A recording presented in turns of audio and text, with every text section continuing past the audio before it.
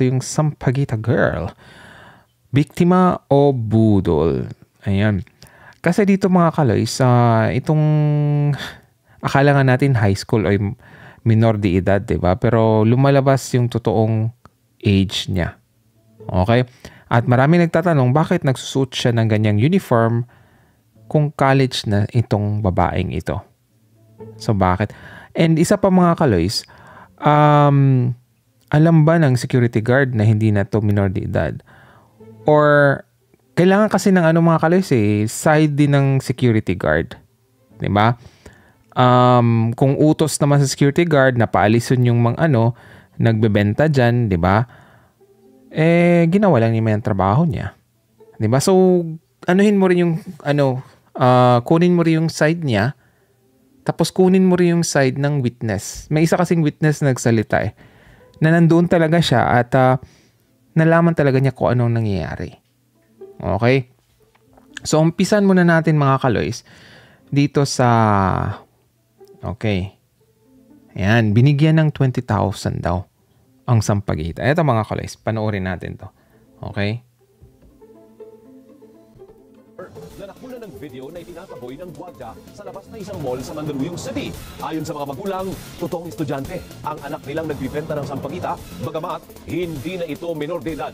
Live mula sa Quezon City, nagpapatrol, Zian Grosio. Z, bakit pinuntahan ng DSWD ang pamilya ng batang vendor? Alvin, tatlong dahilan ayon sa DSWD. Una, para kamustahin ang pamilya ng vendor. Pangalawa, para magbigay ng tulong. At pangatlo, para alamin ang naging epekto nga tulad ng trauma dahil nga sa pananakit ng security guard. Pinasok ng mga taga-DSWD at Social Services Development Department ang eskinitang ito sa Barangay Baysa, Quezon City. Patungo sa bahay ng pamilya ng Sampaguita vendor na nakunan ng tinataboy na isang security guard sa labas na isang mall sa Mandaluyong noong Desyembre. Humarap sa mga taga-DSWD ang mga magulang ng Sampaguita vendor. Nilinaw nila na hindi na menor de edad ang anak, kundi 22 anyos na ito. At first year college ito sa kursong medtech sa isang private school sa Maynila. 4 sila magkakapatid at may kakambalang Sampaguita vendor na nag-aaral naman ng nursing. Sa dingding ng tinutuloy ang kwarto ng pamilya, makikita nakadisplay ang mga diploma at Certificate of Academic Achievement ng mga anak. Nasa eskwelahan ng Sampaguita vendor at tumanggi muna silang iharap ang estudyante dahil sa naranasang trauma sa insidente. Pero sa kabila ng lahat, ay hindi na magrereklamo ang pamilya sa ginawa ng security guard sa anak.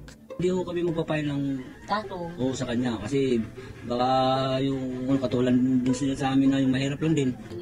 Ang pagtitinda ng Sampaguita ang kinabubuhay ng pamilya. Ang mag-asawang tumutulong na gumagawa ng Sampaguita na itinitinda naman ng mga anak. May oras naman silang module. Unahin muna nila module bago magtinda. Kaya alat nila dito mga pik. Uwi naman sila mga 10. Ito talaga nilang yun makapagtapos sila Kasi siyempre sa hirap ba naman ng buhay namin. Ayon sa ama ng vendor, iniipon nila ang kinikita para pambayad sa tuition ng mga anak. Malaking tulong para sa kanilang partial scholarship na nakuha ng Sampaguita vendor at kakambal nito. Nasa 500 hanggang 1,500 pesos ang kinikita umano nila kada araw, na iniipon para pabayaran ang bahagi ng tuition na 36,000 pesos. Ipinaliwanag naman ng ina ng Sampaguita vendor. Ayun mga kaloys, 36,000 pala yung tuition. Okay, so tandaan nyo, half scholar itong babae, pati yung kapatid niya. So, yun na nga, nagbebenta sila ng Sampaguita. Take note na mga kaloys yung narration ng magulang. Okay? Vendor kung bakit nakasuot ang uniforme ang anak habang nagbebenta sa labas ng mall. Hindi pa itong anak ko. Diba pag hindi ka na maka-uniform, hinuhuli ka, oo. Hinuhuli. Oo. Yan. So, in-explain nitong ina niya na pag hindi daw naka-uniform, hinuhuli daw. So, ibig sabihin nun, props lang or costume lang yung uniform. Okay, hindi ko magets mga kaloy So, kailangan magsuot ka ng uniform para hindi ka hulihin. Ganon yung sinasabi ng kanyang ina. Kasi patunayan nyo nga, nag-aaral ka. Malaking bagay. Nagbigay ng paunang cash assistance na 20,000 pesos ang DSWD. Ayun, naka 20,000 kaagad, di ba? So, yun na nga. So, halata talaga dito mga kaloys na hindi din nila kinuha yung side ng guard. Yung parang sa video lang. Dapat kasi nag-imbestiga muna. Pero, syempre, di ba? Pa-Apple na kaagad, di ba? At bigas sa pamilya. Train natin yung mga magulang, bibigyan natin ng dagdag kapital para sa kanilang negosyo. Pero at the same time, nandun na rin yung intervention na pinakukunawa natin sa mga magulang yung mga dapat hindi nila pinapagawa sa kanilang mga anak. Samantala, pinapatawag na ng Philippine National Police ang security guard na nasa viral video na magpakita na. by next week po, hintayin po natin yung update. But definitely, kung hindi po mag-appear iting security guard at ang ating security agency, maari po na kaming mag-initiate ng filing na po ng administrative complaint. Ayun. Ang balita mga kaloys ay natanggal na raw yung security guard. Okay, so pinabura nila yung mali yung ginawa ng security guard, kaya tinanggal nila. Okay, pero para sa akin mga kaloys, dapat questionin din nila kung talagang may connection, okay, itong Sampaguita girl doon sa mga sindikato. Di ba kasi matagal na nating alam itong mga story na even yung mga corrupt na police ay talagang may cut. Like for example, hindi sila hulihin, tapos may cut sila doon kung magkano yung nakuha. Okay? Halimbawa, nanlilimos, di ba? Halimbawa, may benta siya, tapos yun na nga, may cut yung mga corrupt na police. Right? So, kung ano mga kaloys, tingnan din natin yung side, okay? Nung nandoon, okay? Nandoon sa nangyari. Okay, ito yung mga kaloys. Share ko sa inyo, ito yun. Okay? Di ba ikaw yung nasa video? Wait lang.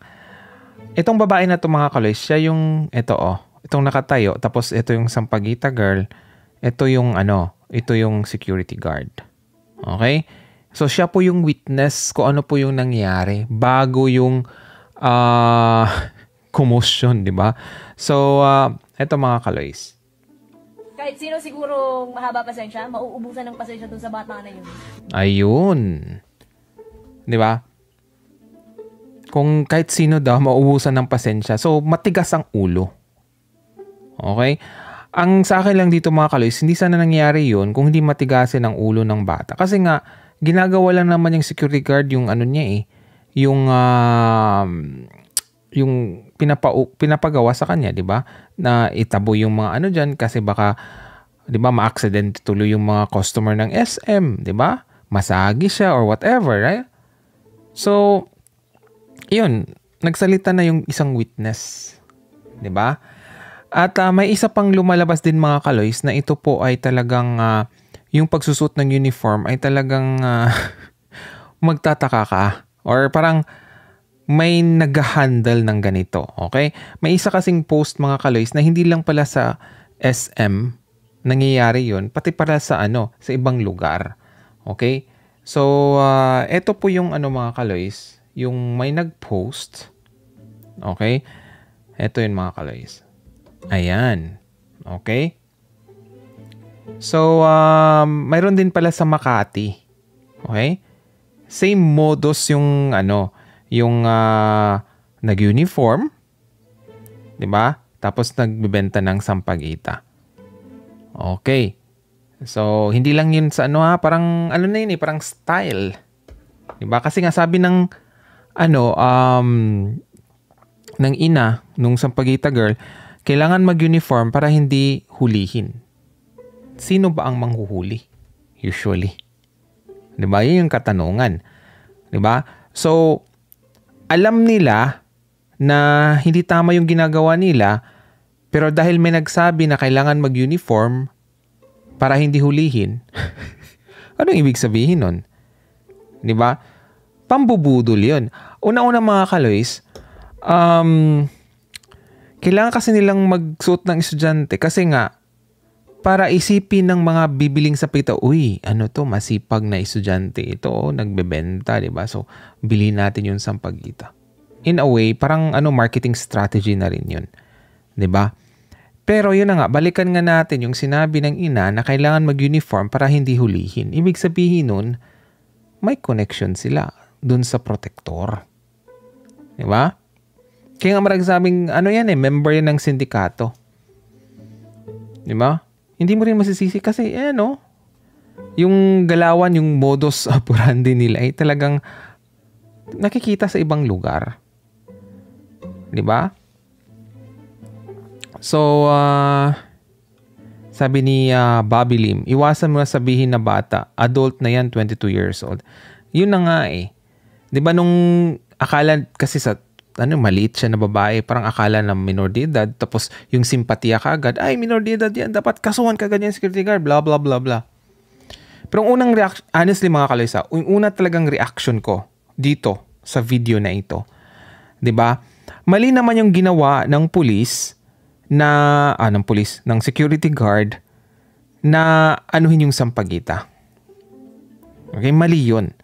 Kaya lang palaban itong sampagita girl. Ibig sabihin nun, dito na tayo, di ba? Balikan natin yung sinabi ng ina.